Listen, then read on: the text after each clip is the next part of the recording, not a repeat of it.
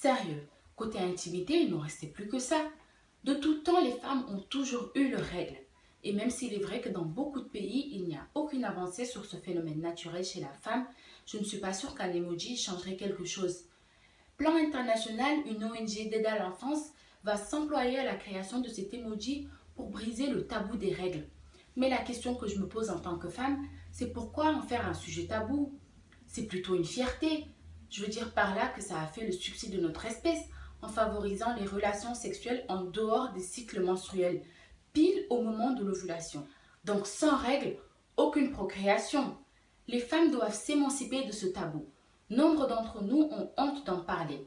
Elles doivent se décomplexer et arrêter de se cacher, de se sentir sales pendant qu'elles ont leurs règles. Les règles sont tout juste un phénomène naturel et indispensable. L'idée du plan international n'est pas mauvaise sur la forme, mais sur le fond, elle est discutable. Il existe dans tous les pays du monde et pas seulement dans les pays sous-développés ou en voie de développement, ces mêmes hommes ignares et arriérés qui n'hésitent pas à dénigrer la femme pendant sa période.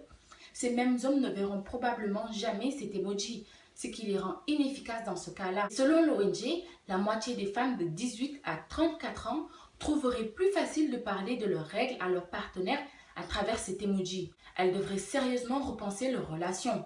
Et à un moment donné, c'est juste du respect et de la décence.